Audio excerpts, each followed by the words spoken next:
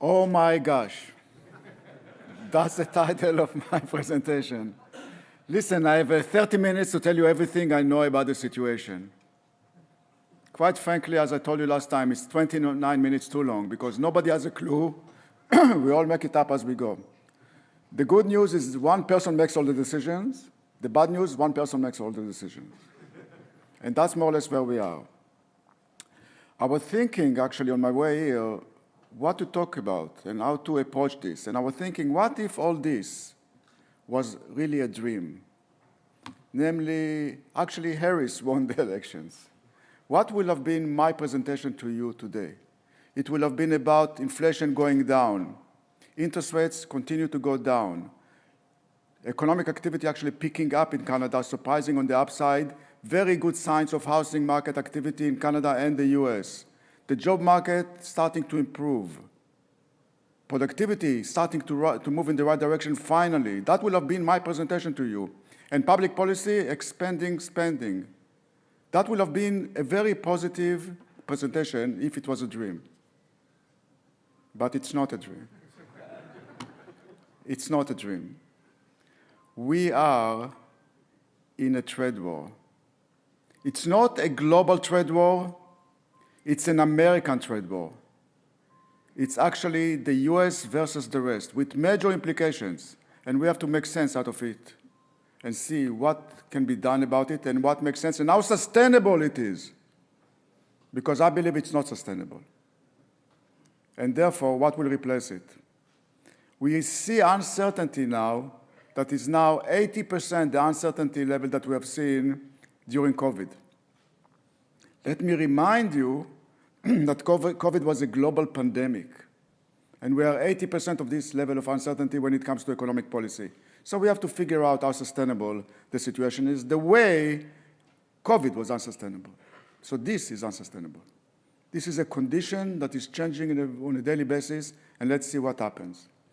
When it comes to Canada, we are starting it actually in a good way. Last year, we were discussing inflation. Last year, inflation was rising. And last year, I told you it was never, never, never about inflation. It was always about the cost of bringing inflation down to 2%.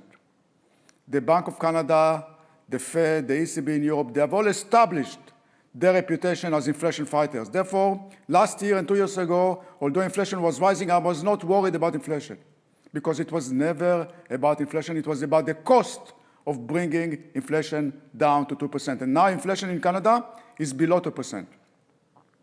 Yes, I know that all of you are going to the supermarket. All of us are overwhelmed by how expensive food is. The Bank of Canada does not care. The Bank of Canada does not care about the fact that you have to mortgage your house to buy a cucumber. They don't care not because of the fact that they are not nice people. Actually, they are very nice people for central bankers, but because of the fact that it's irrelevant. Let me remind you that inflation is a rate of change. It's not the level of prices. And that rate of change is actually slowing down. So inflation is not a story when it comes to food. And if you remove mortgage interest payments out of the calculations the way you should, then we are already below 2%. Think about it for a second. We discussed it last year, and that's exactly what's happening now. Mortgage interest payments are part of inflation. That's the way we calculate it. It's not the price of houses. It's mortgage interest payments and rent. Now think about it for a second. Forget about economics. The Bank of Canada was raising interest rates to fight inflation. Higher interest rates were adding to inflation through higher mortgage interest payments. You see, it's like putting a humidifier and a dehumidifier in the same room, let them go at each other. Doesn't make any sense.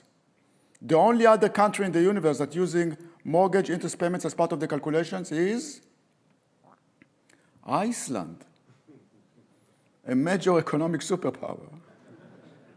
The point that I'm making here is that inflation is not an issue for the Bank of Canada. Therefore, the Bank of Canada has the green light to cut interest rates, which we need. Another factor that we discussed last year, and now it's really not happening because it was not an issue to start with, was the fact that we are going to see a mortgage interest rate cliff. People were worried last year, and we discussed it, that with interest rates rising compared to 5 years ago, when people renew their mortgages, there will be a lot of defaults because interest rates will be higher. I say much ado about nothing. 40% of all mortgages are now renewing at lower interest rates, and interest rates are going down. The actual increase is less than 2%. Much ado about nothing. This is not a factor that will impact the Bank of Canada. Therefore, the Bank of Canada has the green light to cut interest rates. Last year, we also discussed population growth. And I told you last year that population growth is unsustainable. We got 1.2 million people into this country over the course of breakfast. It went up by 3.5% a year. The normal rate is 0.9%. OECD is 0.8% average. We were 3.5%. It was too much of a good thing. And I was very vocal about it. And I said, if you cannot house them, don't bring them. And especially, I'm talking about foreign students, non-permanent residents. The market is listening, the government is listening, and we are seeing population growth slowing down. That's very good. We need population growth at 1%, not 3%, because 3% is too strong. And that's exactly what's happening. The good news is that we are getting younger. So we are in a short-term pain in terms of being able to deal with so many immigrants, but they're all younger because they're not permanent residents, they're foreign students. We need young people. In fact, Canada is the only country in the OECD that is becoming younger. If you look at the change in the age distribution over the past 4 years, we are getting much younger. The last time we have seen this kind of change was in 1957, the baby boomers. Back then, they needed diapers. Now they need housing, infrastructure, health. So we are in a short-term pain, but it's long-term gain, because those people are getting our population younger. We have the youth dividend that no other country has, and this is very good for productivity. So the bottom line, if it was a dream, we would have been in a very good situation, starting from a very strong position and actually getting into a very strong 2025 and 2026. So it's not about the fundamentals of the Canadian economy, it's about one thing, and that's Trump. So what can we say about Trump? I say everything is in the name. The T is for tax or tariff, choose your poison.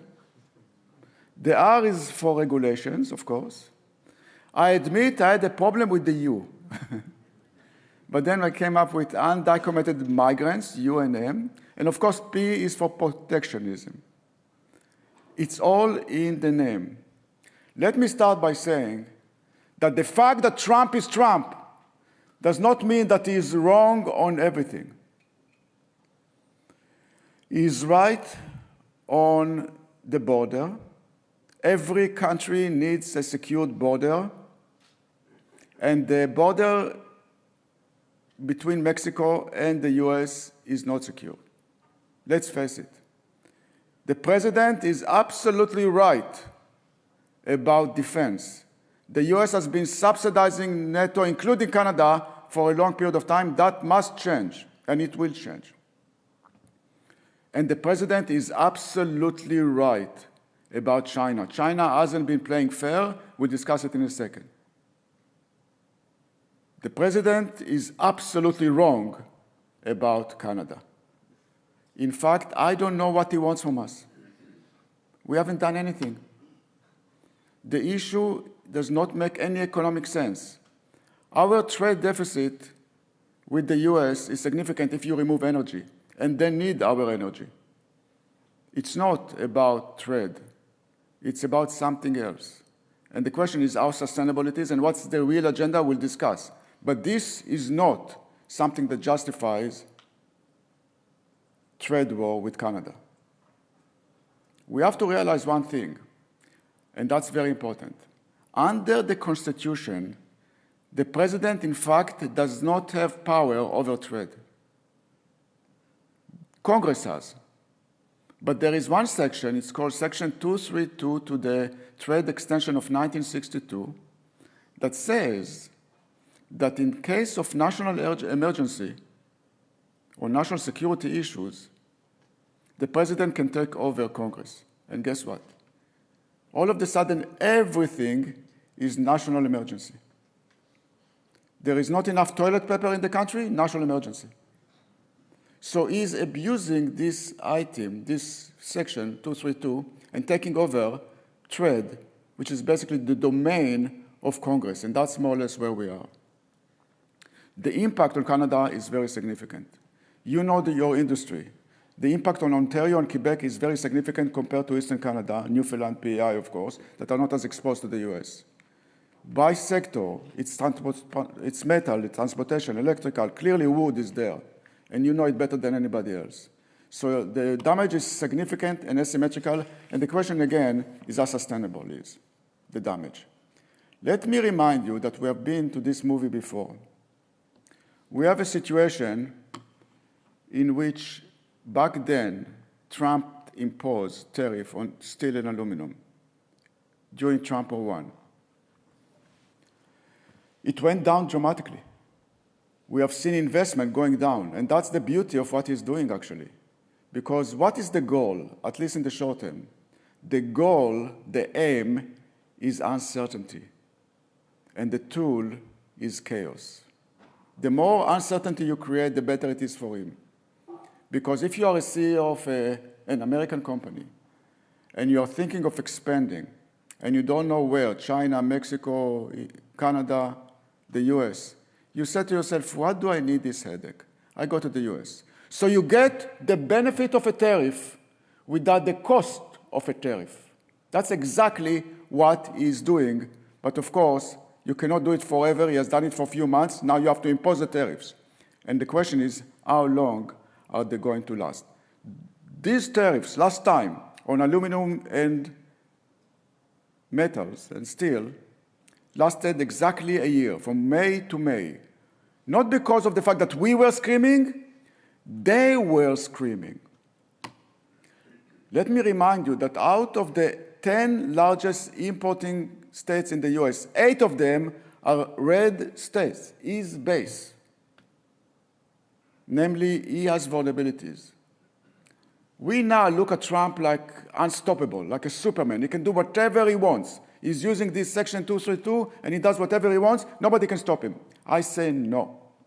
This Superman has his kryptonite. He has vulnerabilities. And let's discuss them because they are important, and that's the real issue here. This is not forever. This is unsustainable. One issue is the stock market. I don't have to tell you. I can see it on your faces. The stock market is down. He has been saying forever, since day one, that the stock market is the real barometer of success.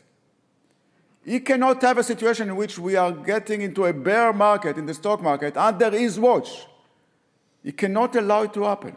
So that's one vulnerability that he has. The lower the stock market goes, the more vulnerable it is. And that's exactly what's happening.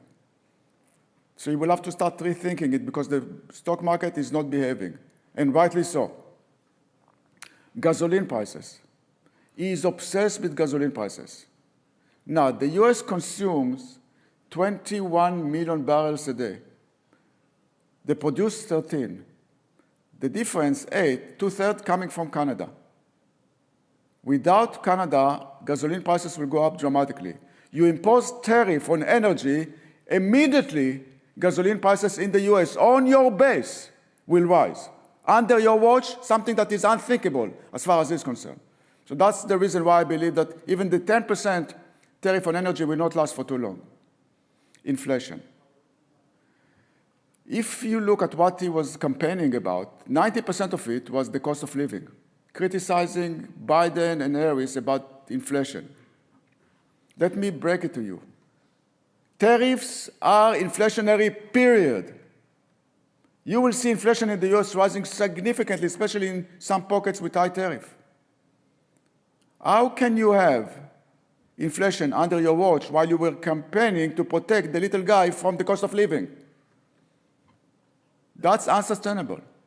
And of course, with inflation rising, the Fed will have to keep interest rates unchanged or actually raise interest rates. Then you have a conflict between the Fed and the White House, which is unthinkable. The stock market hates that kind of conflict. See vulnerability number one. And then you have time. Time is not on his side. In 2 short years, we are going to have the midterm elections. How do you want to campaign on those midterm elections? With higher unemployment? With higher gasoline prices? With inflation rising? You will lose your pens.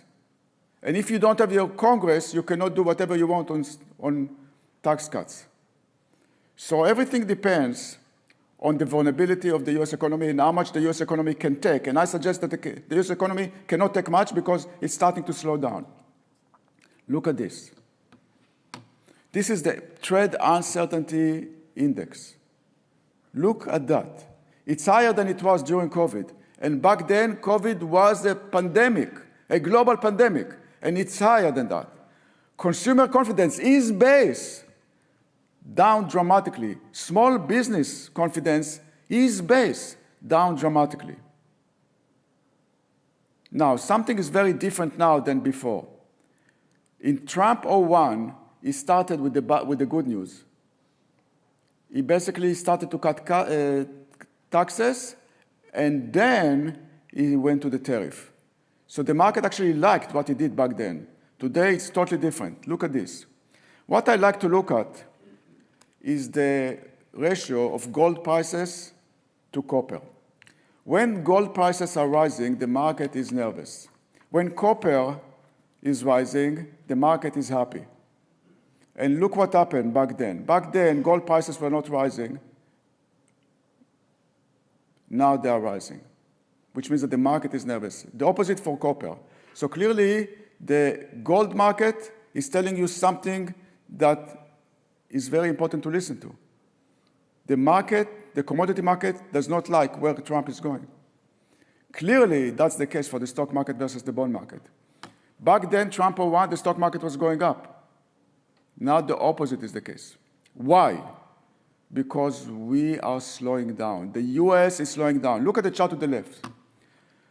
It's very important. This is the surprise index. It's basically an index that is telling you if it goes down, the market is getting disappointed with the economic numbers that we're getting on a daily basis. And it's negative, which means that we are getting economic numbers, the market wants this, and it gets this, which is lower. That means that the economy is slowing down dramatically. Another issue that is very important is the labor market. I like to look at the moonlighting activity. How many people have 2 jobs?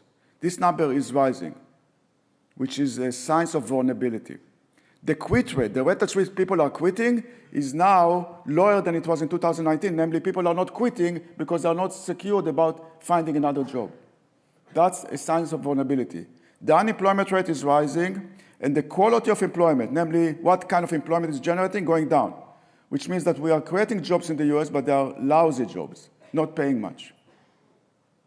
And of course, wages are slowing down dramatically because labor does not have the bargaining power.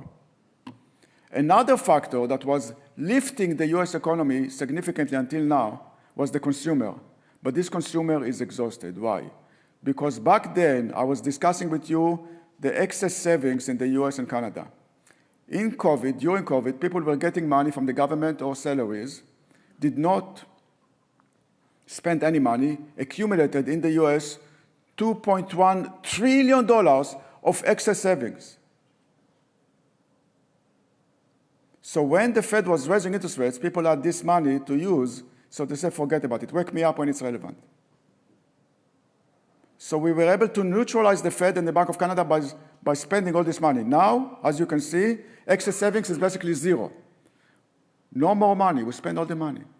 Which means that the consumer does not have the power, the protection from higher interest rates, and that's why the slowdown in the consumer market is very significant. 70% of the economy slowing down. So all those forces are telling you one thing. The US economy is not in a recession, but it is weak and weakening, which means that you start this global trade war with the rest of the world, with an economy that doesn't have much power to take it. Therefore, the cost will be significant and immediate because the starting point is relatively weak. That's more or less where we are. And it doesn't get it, it will get it when people start screaming. Let's talk about some of other policies that are very important. One of them is deporting 11 million people, the undocumented part. It's not going to happen. First of all, let me remind you that during Trump 01, Trump actually was deported less people than Obama. So it's a lot of talk. Why? First of all, you have 11 million people. And remember, those 11 million undocumented people, they don't go there and say, Mr. Trump, I'm here, come catch me. It's very difficult to find them. You simply don't have the capacity to do so, nor do you want to do so. Why? Because you remove 11 million people from the labor market in the US, nobody wants to do those jobs, wages will go up to the sky, that's inflation.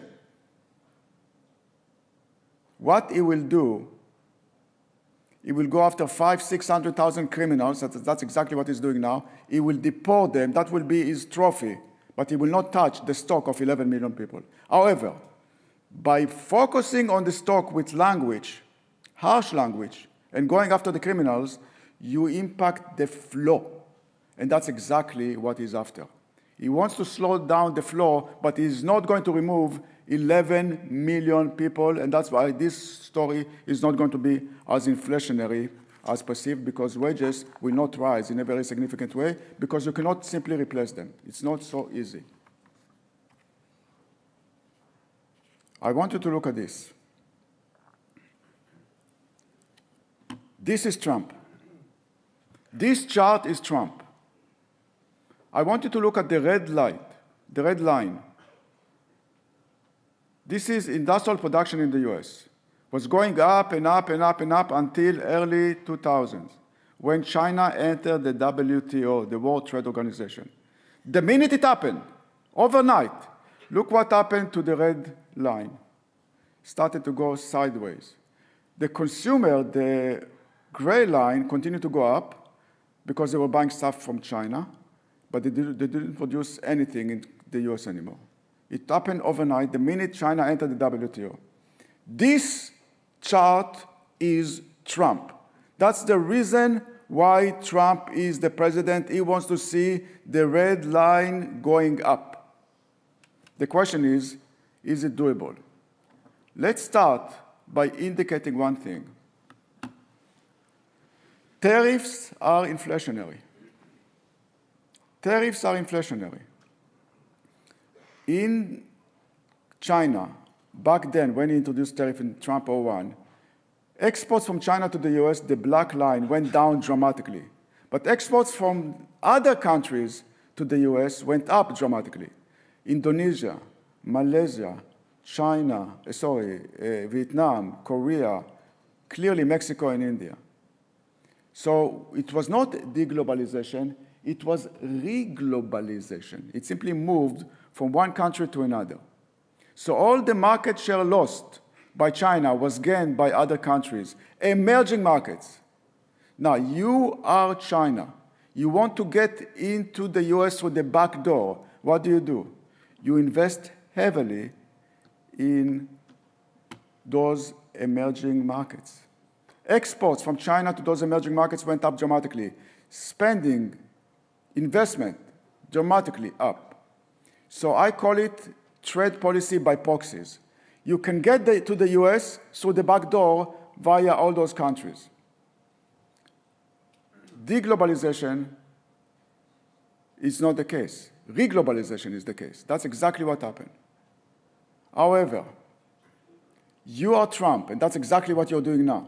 You say, I cannot go just after China because I have to go after the proxies. And that's why he's after Mexico. That's why he's after India. That's why he's after Vietnam with 80% tariff.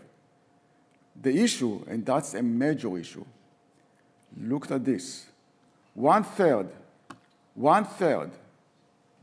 of US exports are going to those proxies, those emerging markets. You start a trade war with them, which is exactly what's happening here. You are cutting access to the fastest growing segment of the global economy, the consumer of emerging markets. You will lose your pens. Instead of creating jobs, you will lose them. 33% of your exports, manufacturing, goods, are going to those countries, and they are now retaliating. You will lose access to the fastest growing segment of the global economy, the consumer of emerging markets. And therefore, I believe that all this is just a negotiating tool. Clearly, tariffs are here to stay, but not at this level. Not at this level. What Trump is trying to do is basically find a weaker version of globalization. He wants the US to be the global leader in manufacturing and high tech. Clearly, he wants to see more decoupling from China, fine. Basically a cold peace, that's what he would like to see. Basically back to the 1980s, more or less. What he's going to get is rising tension between Canada, the US, Europe and the US, between his allies. Elevated tension between the West and China because of that, clearly. Deglobalization, reglobalization, lower efficiency because you are not operating efficiently, because you don't have the labor. Basically, slower potential economic growth because of that. Basically, instead of getting the 1980s, you're getting the 1970s. That's the risk that we're facing. So what's reasonable? I think that if you look at average tariff before the craziness started, it was about 2%. Now it's in the process of rising to 20%. When the fog clears and we renegotiate USMCA, and that's exactly what we would like to do, we are going to see the effective tariff rate, including your industry, going down. It's still going to be positive. Those days are over. Zero tariff over. He's going to negotiate, but he's not going to keep at 20%. This is a negotiating tool. And you go crazy, and you go to the USMCA table, and you say, look how crazy I am. Now let's talk. And I will say the last thing. We should be very careful with retaliating. We say you basically retaliate against a bully with force. We do not have the force. I think we have to be very careful with retaliating.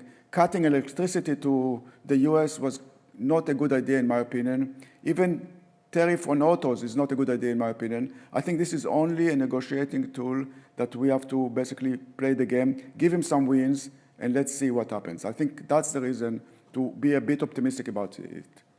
I believe that COVID was a condition, not an event. Things have changed in a significant way. Trump is the continuation of this condition.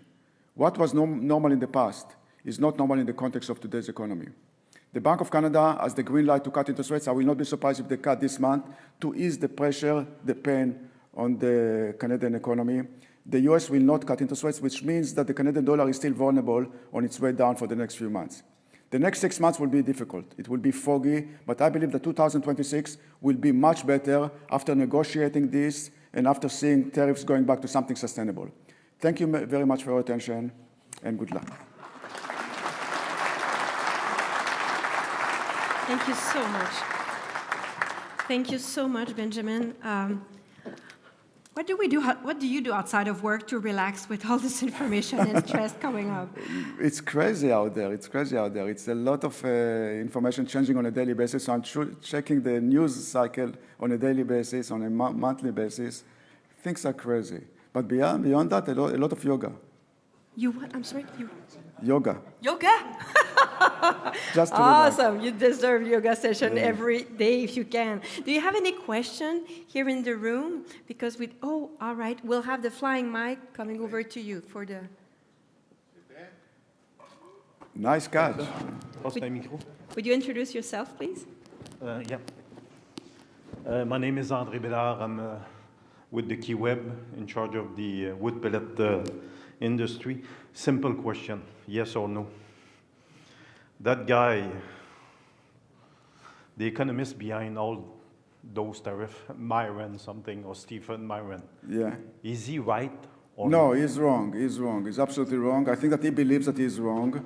You cannot have, listen to this, you cannot have a system that was built on free trade infrastructure for 40 years and impose tariffs in the middle and expect things to move tomorrow. Even if he's right, it will take years and years and years to see some changes in industrial activity in the US. Years.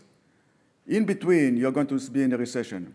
Nobody will be able to tolerate it, politically speaking. That's why it's not practical. They know that. You cannot have companies just moving to the US overnight. It takes a lot of time, a lot of preparations, a lot of planning. And you still need the labor, which you don't have. So no, it's not right. And I think that they themselves know that they are not right. do we have a Canadian economist who's answering to that guy, who's saying why he's wrong? We talk to them all the time. It's not a question, and that's the problem here. It's not a question of economic logic. There is no economic logic. It's a question of an agenda that is not clear what it is. I believe that they would like to see something in between, and they would like to go back to the 1980s, and I said they would go back to the 1970s. It's simply unsustainable. We talk to them all the time. You cannot discuss economic policies with them because they're not using economic tools. Merci. That was a good question. Any other question? Yes. Good morning. Gilbert Garand from RBC. What are your thoughts on the tariff war between China and the US? China has been increasing them again this morning at 84%. Where are we going with this? Yes, it's interesting because in Trump 01, China was not retaliating in any significant way. They were actually very gentle on Trump. This time around, they're sick and tired of that, and they're actually going all the way. Again, 100% tariff on China, 80% tariff from China, it's unsustainable. This is just a starting point for something better. So I believe that, again, the next few months will be foggy, will be bad, the market will be down, up and down, will be zigzaggy. But I believe that this kind of tariff is unsustainable. There will be some tariffs, and there will be tariffs by industries. So the impact on Canada, China will be narrow but deep. Some industries will feel the impact significantly. The average tariff will be 7-8%, but in some cases it will be 20, some cases it will be 0. Same goes for China. That's the way I see it. The market impact is already there. You know, we are seeing a situation in which the market is getting more and more nervous about what Trump is really trying to achieve. If you ask me, the market will continue to go down over the next few days, weeks, I don't know. But if you ask me, and if we meet a year from now, the market will be significantly higher than it is now with the 4 clears. It's just a question of time. We don't have many interactions on the platform, so I ask again in the room if you would have something to comment. Yes, please. So let's go, Sven. Wow, that's a long one. That fell short, didn't it? The opinion, or the view was, or do you have a view on the European Union and the political harmony, given that some countries want to retaliate, some don't, but if the EU did retaliate, what's your interpretation of what may happen there? Yeah, that's a very tough one because, again, last time the EU did not retaliate. The EU actually went to Trump last time and said, we'll buy more defense from you, we'll buy more natural gas from you, and everything will be fine. And he said, okay. This time around, they're talking about retaliation. That's why I said it's not really a global trade war. It's a US trade war against the West. We haven't seen the end of it. Again, the next few months will be very, very volatile, including the EU. I believe, however, that if you look at the final agreement between the EU and the US, it will not be about tariffs. It will be how much more the US is buying, the EU buying from the US. And I think one more thing, just to make a point about it, is people say that Canada should diversify our economic engine away from the US, which makes sense. We have been trying to do it for a long time. Trudeau, the father, in the 70s, started this initiative to diversify our export base away from the US. Harper continued. Trudeau, the son, continued. We signed 15 free trade agreements with 51 countries. And despite all those agreements, our dependency on the US actually went up, not down. I believe, and you might find it surprising or maybe will disagree, but I believe that when the fog clears, 5 years from now, we will find ourselves in a situation in which our dependency on the US will rise, not fall. Because we are in a trade war. In a trade war, like in a Cold War, and you are a third party, you have to choose a side. If you are Australia, all your security is coming from the US, all your economics coming from China, good luck. Canada, at the end of the day, we know where we are. Our dependency on the US, in my opinion, will rise, not fall, in this kind of emerging new trade order.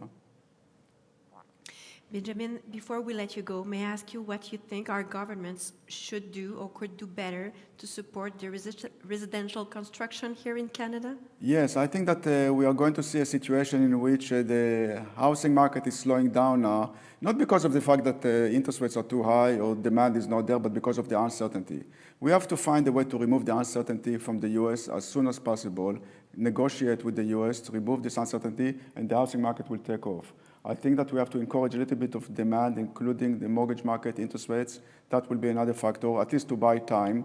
And I believe that we have to provide incentives to developers to build purpose-built rental, because we are building nothing now, which means that there will be lack of supply 2 years from now. So a lot to do. Benjamin Tell, it was such a pleasure to have you with us this morning. Thank you. Merci beaucoup.